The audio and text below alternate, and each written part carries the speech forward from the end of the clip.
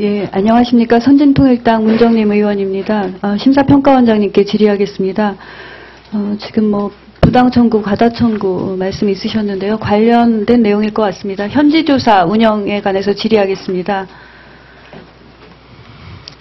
그 심사평가원은 지난 감사원의 감사를 통해서 건강보험 요양급여 비용 관리 실태 조사를 받을 때 현지 확인, 현지 조사에 문제가 있었다 이런 지적을 받았던 것으로 알고 있습니다. 예. 받으셨습니까? 예. 어떤 지적을 받으셨습니까? 그러니까 그 현지 조사 우선 대상 기관을 선정하는 데 있어서 선정 기준이 있고 이제 제외 기준이 있는데 제외 기준이 그 선정 기준에 같이 포함돼 가지고 운영이 돼야 된다. 왜냐하면은 제외 기준 자체가 자칫 잘못하면 그 자기적으로 특정 예, 잘 알겠습니다. 예. 대상 선정에 왜곡이 있었다라는 부분은 공단 저희가 감사 때도 지적이 됐습니다. 같은 내용인 예. 걸로 알고요. 확인만 하기 위해서 네. 질문 드렸습니다.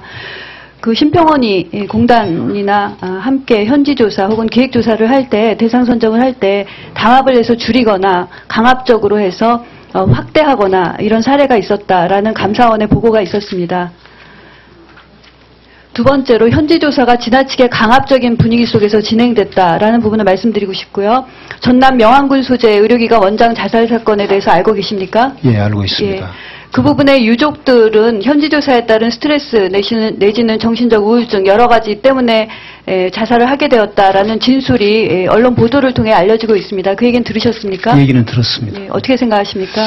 그래서 어찌됐든 간에 그 경과가 현지 조사 때문이었든 아니었든 간에 보건의료계에 계시던 분이 그렇게 돌아가신 부분에 대해서는 좀 안타깝게 생각을 합니다. 돌아가신 게 문제가 아니라 강압적인 분위기가 영향을 줬는지 여부에 대해서는 생각을 한번 해보실 필요가 있을 것 같고, 세 번째 질문 드리겠습니다.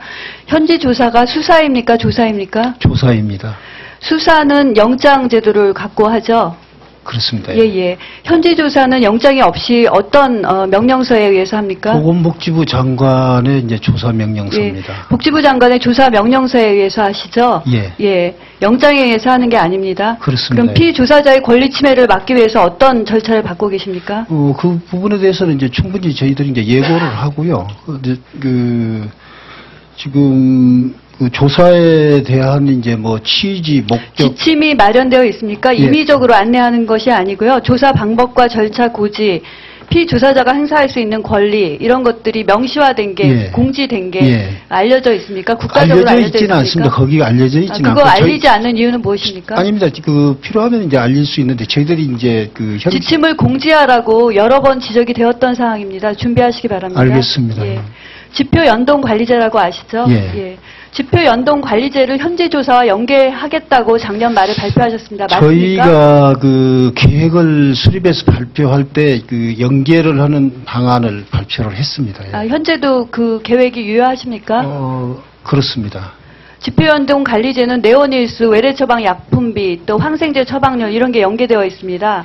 그래서 그런 부분과 현지 조사를 연계하겠다고 했습니다. 현지 조사의 목적과 같습니까? 같지 않습니까? 전체적으로 이제 급여 청구를 이제 정상화시키겠다, 좋은 바람직한 방향으로 유도하겠다라는 측면에서. 약품비와 처방률이 높다 낮다가 현지 조사의 대상은 아니죠. 현지 조사의 대상은 과잉.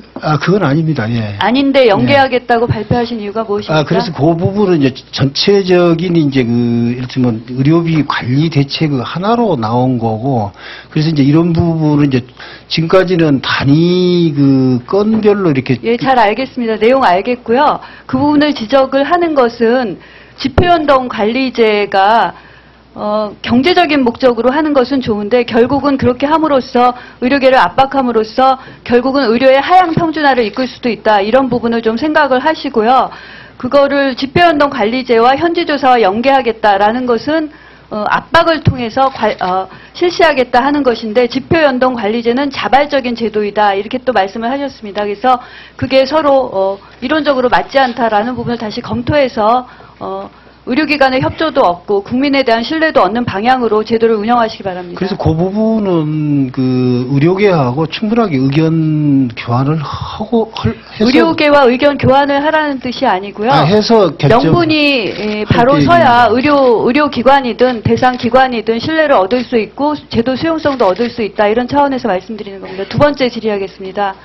암 수술 사망률을 지난 5월에 평가 공개하신 적 있으시죠? 네, 그렇습니다. 5개월 지났습니다. 예. 300개 병원의 수술 사망률을 평가했는데 그 평가한 이후에 5개월 사이에 암 수술을 하는 환자들이 기관을 옮겼다든지 어떤 피드백을 얻었다든지 환자에게 도움이 됐다라는 피드백을 받으셨습니까?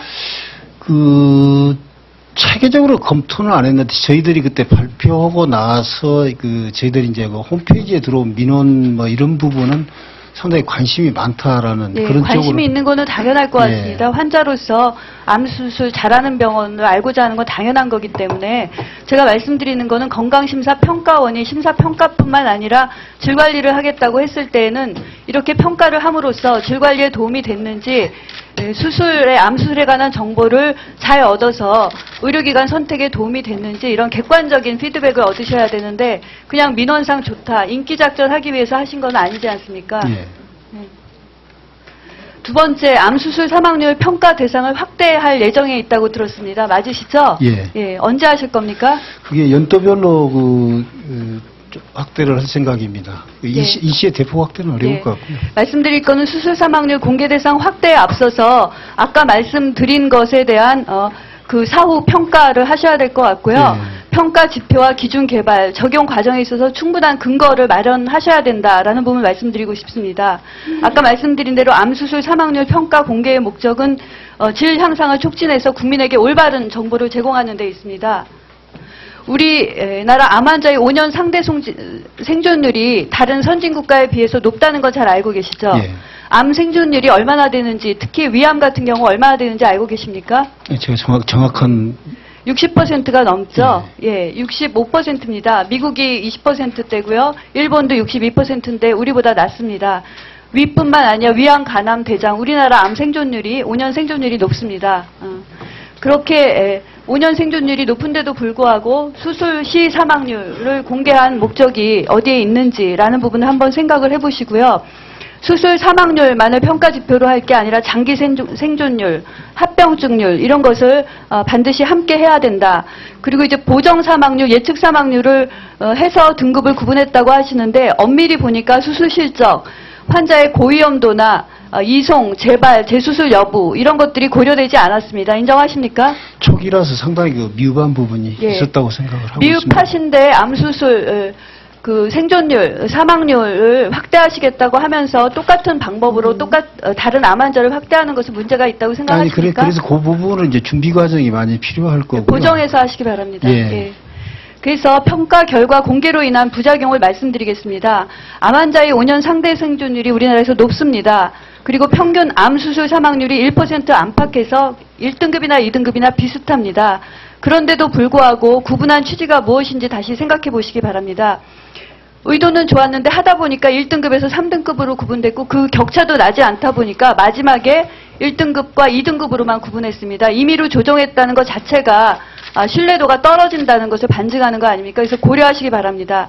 그리고 병원의 쏠림 현상을 부추긴다. 병원 측에서는 중증도 환자가 오면 수술 시 사망률이 떨어지기 때문에 실적이 나쁠 환자에 대한 기피 현상이 발생할 수도 있습니다. 인정하십니까? 뭐 그럴 경우도 있을 거라고 생각을 합니다. 이런 부분을 충분히 고찰해서 암수술 사망률 평가 공개 확대라든가 방법을 고려하셔야지 국민에게 정확한 정보를 제공해서 정확한 선택을 할 수 있다고 생각을 합니다. 건강심사평가원이 심사평가 질관리를 한다고 해서 올바르지 않은 방법으로 질관리를 한다면은 그거는 환자나 국민을 위한 것이 아니라는 것을 잘 알아주시기 바랍니다. 예, 의원님께서 지금 지적하신 그런 문제점들을 전반적으로 깊이 있게 검토를 하도록 하겠습니다. 1분 정도 남았는데요. 잠깐 말씀드리겠습니다. 비급여 진료비 공개하시겠다고 했죠? 네. 예. 그 공개 목적도 국민의 알 권리 신장, 의료기관 선택권 보장을 위해서 하겠다 하는 것으로 알고 있습니다. 예. 네. 그리고 비급여 진료행위 코드, 또 표준화, 또 비교 시스템을 만든다고 했습니다. 근데 이에 앞서서 복지부가 2010년 의료법 개정을 통해서 비급여 진료비 비용에 대한 가격을 고지하도록 하는 그 방법에 대해서 알고 계십니까? 예. 어떻게 되어 있습니까? 지금 병원에서 병원에서 자체 비급여에 대한 내용을 그 일반 국민들이 알기 쉽게 이렇게 하도록. 분류가 대분류, 중분류, 소분류 단위로 예. 돼 있죠? 예. 대분류가 뭐죠? 그 중분류는 뭡니까?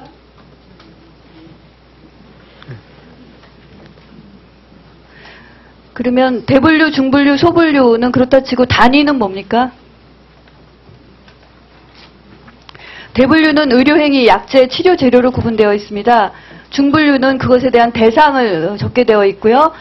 소분류는 구체적인 재료, 기구, 신체 부위 이런 것들을 적게 되어 있고 단위는 각 행위, 약재, 재료에 해당되는 단위를 하는 것으로 알고 있습니다.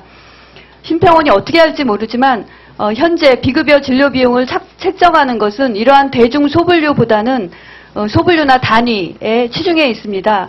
복지부가 이렇게 대분류, 중분류, 소분류, 단위 항목을 고시하도록 한 것은 각각의 개별 항목이 아니라 결국은 행위 전체를 통해서 환자의 진료가 행해지기 때문에 진료비 총합을 알고자 한 것입니다. 근데 이런 것을 무시하고 단순 가격 비교를 통해서 환자에게 어떤 정보를 무슨 목적으로 제공하겠다고 하시는 것인지 다시 한번 검토해 보시고 그 방법에 대해서 잘 준비하시기 바랍니다. 알겠습니다. 네, 문정림 의원님 수고하셨습니다. 다음은 존경하는 김성조 의원님 질의해 주시기 바랍니다.